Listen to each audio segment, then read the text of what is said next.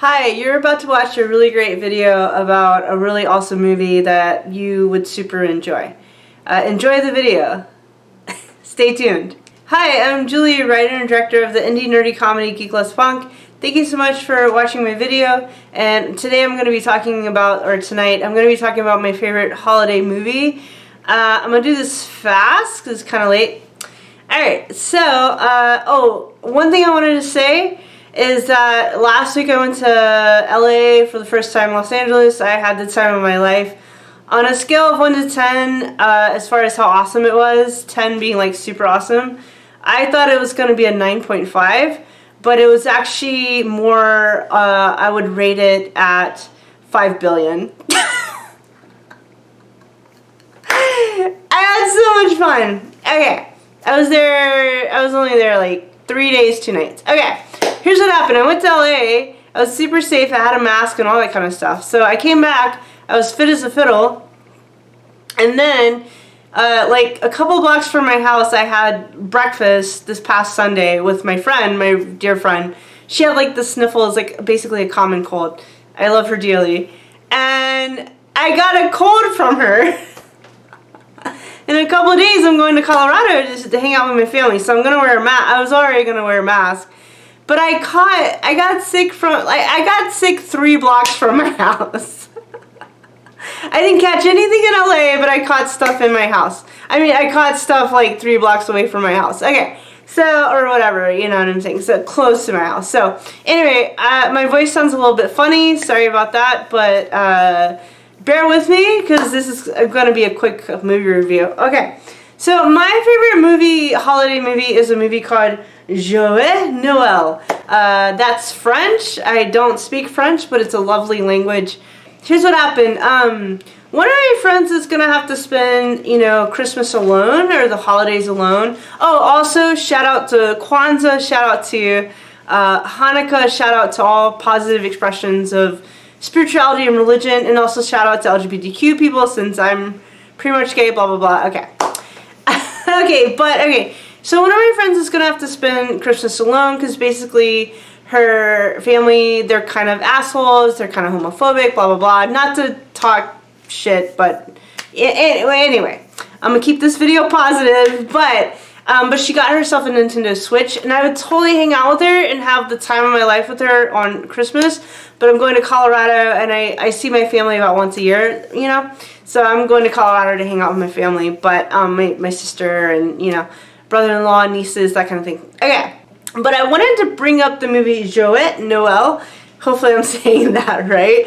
French is a beautiful language. But yeah, Joyeux Noel means Merry Christmas. And there's a lot of reasons why this movie is really special to me. And I want to talk to you all about anyone out there who's having to spend Christmas alone. I've spent tons of holidays alone, including Christmas, for various reasons. Like, I would have Christmas off, but I'd have to go to work the very next day, right? So I couldn't go to like Colorado and hang out with my family. So there's just various reasons why I've had to spend Christmas alone. And so one of the first Christmases I had to spend alone here in San Francisco, but I actually live in Oakland, which is right next to San Francisco. But one of the first Christmases I had to spend alone out here, I was on meetup.com. I'll put a link here.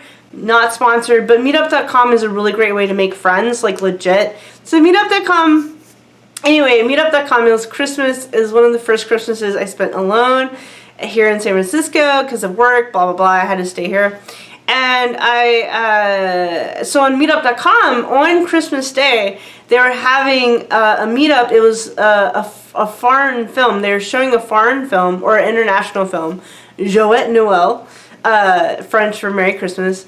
And they were showing it on Christmas Day, and they were showing it like at a bar. And I went to go see it by myself, but I like to go on little adventures by myself, and I'm more likely to meet new people if I go out by myself. So I went by myself, and then there's all these people there, and it was like young adults. I think I was like mid-20s, late 20s.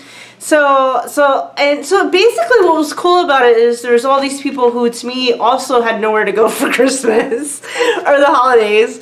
And so everyone was there to see the movie Joyeux Noel. And so that's actually, and I met a really cute woman Never saw her again, but we did chat and have fun, and we had a good time. So it was a good night. I remember talking to my friend Matt that night on the phone. And he was like, "Are you hanging in there?" Because it was one of my first Christmases alone. Okay. But it's one of my favorite memories, and I remember seeing Joyeux Noel. It's a great movie. So I wanted to talk about it. Okay. The first thing about the movie is, number one, is it has a really great message. The thing about a really good holiday movie, I think, it needs to make you laugh, put you in a good mood, that kind of thing. Like, oh, I just saw Christmas Vacation. I was laughing my butt off. That movie is hilarious. Okay, so it needs to make you laugh, put you in a good mood. Christmas Vacation is great as well. It's a classic. Okay. Man, Chevy Chase, like, man, he's funny. Okay. But everyone in that movie is so freaking funny. The lady who plays his wife, Joyeux Noel, has a really great message. And basically the message is, and y'all know me if you watch my stuff, is that love is more powerful than, like, violence. Love is more powerful than war. The good stuff in life is more powerful than the bad stuff in life. And that's the message of the movie, and I love that. Stick with me, because this movie is not cheesy at all. I don't think it is. I really don't think it's cheesy at all. The first time I saw it, which was at that bar that night, it just took my breath away. It's beautifully shot. The actors are amazing. I'm going to get to the plot in a second, but yeah, the best thing about it is a great message. It's not cheesy at all. I think it's very heartfelt. It's really good. Okay. There's no famous people in it. There's one famous woman. She went on to be in a bunch of movies. I think her name's Diane Krugen. I'll put her name here. She's beautiful. She's great in the movie. She's awesome. She's the only, like, name in the movie. It doesn't need famous people in it. It's a great movie. Okay. The second thing I like about this movie is, I already said it. It has a great message, but the message is so powerful that love is more powerful than violence. Love is more powerful than war. So it has a great message, and that's the message. Okay. So the third thing I like about this movie is what happens in the movie actually happened in real life. So here's the plot. Okay. So in World War I, talking's hard. In World War I, Europe was, like, fighting each other, and I should know more about it, but they were, and I learned about it in high school. But okay, so in the movie Joyeux Noel, it's so World War I, the countries were fighting each other. I think it's a little confusing as to why World War I happened, and I'm sure there's books about it and documentaries and all that kind of stuff. And I totally respect veterans. Like, if any veterans are watching, I totally respect your service, the service you provided. Okay. But anyway, basically, if I'm summing it up, World War I, Europe was, like, fighting each other. And I want to make this clear, in World War I, Germany was not Nazi Germany. It was just Germany. And then World War II is when, it was Nazi Germany. So World War II, I think, is more clear cut as to what happened. It's a little more black and white, in my opinion. But okay. But World War I, it was like Germany fighting, like, France, fighting, like, England. And it honestly, it is all kind of confusing. But but the plot. Okay. So the thing about the movie that's so powerful is, like, what they show in the movie actually happened. So I do remember this from high school. A big thing about World War I was, like, it was called the Trench War. So, like, basically it was people, like, stuck in trenches, like, basically dugouts. That's the only way I can think of it, like, if you're a baseball, or I played softball. So they basically were stuck in these dugouts. Like, they lived in these dugouts. And then there's like trenches, and then there's, like, it's called no man's land, basically, no quotation marks, that's what it's called. So it's called no man's land. So you'd have the French in a dugout, basically a trench, shooting over no man's land at, like, the Germans, who are also in a trench. And then the Scots are shooting at each other too. And in the movie, there's a Scottish army, there's a French army, there's a German army, and they're all, like, fighting each other in these trenches. And then in between the three trenches is no man's land, and that's important. So It was called the Trench War because that's basically, like, it was just a really, I mean, war is miserable anyway, and violence is miserable, but it was, I mean, as, I guess, like, watching a boxing match is fine, or watching, like, MMA fighters, like, I'm okay with that, like, you know what I mean, there's some sportsmanship to that, you know, but, you know, like, violence is bad, you know, so, okay, so they're shooting over each other in the trenches or whatever, yeah, that's accurate. Because I remember learning about that in high school. It was just very miserable. Like, they're stuck in these trenches. They live in these trenches. And they're just shooting over each other on no man's land in the trenches. And that's what the war was. That's what a lot of World War I was, as far as how they would fight each other. And it looks miserable in the movie. Like, it looks awful. Like, give me a nice clean bed, right? So, just looks awful. Okay. But so you watch the movie, it's very well done, and the part that always makes me cry, it's breathtaking because it actually happened. So what happened was, they're at war, they're shooting and fighting at each other, and then all of a sudden Christmas Day happens, or Christmas Eve, right? But, potato, but it's Christmas Eve, and one of the fighters he happens to be an opera singer. And what happens in the movie, I'm not spoiling it at all, like, the movie is breathtaking. But in the movie, I had to get it on Amazon, by the way. I just bought it on Amazon, but you can rent it on Amazon Prime. Not sponsored, just saying. Okay. But in the movie, it's Christmas Eve, so, like, they're not fighting because it's Christmas Eve. They're like, well, it's Christmas Eve, and the Scots start singing and they start playing bagpipes. Because it's Christmas Eve. Like, what are you going to do? Right? Okay.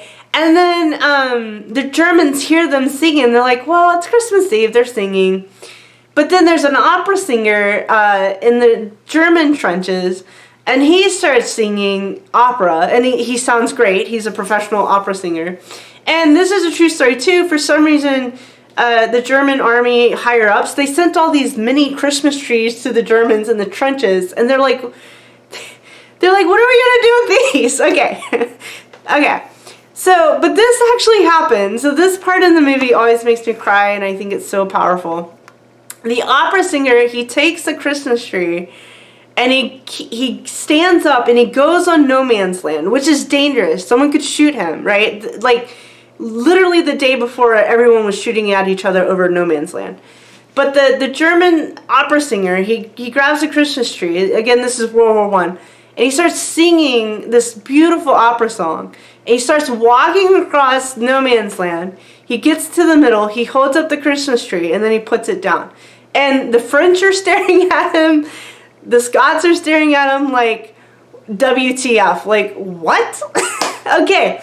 So what ends up happening is the Germans, the Scots, and the French, they come together. And they're like, you know what? It's Christmas Eve. It's Christmas. Like, F it. Like, let's just celebrate the holiday together.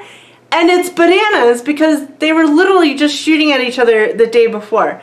Now, what's remarkable is this actually happened on many different fronts. It actually happened where in 1916, World War I, a bunch of army people who were shooting at each other decided on Christmas Eve and Christmas Day to celebrate Christmas together.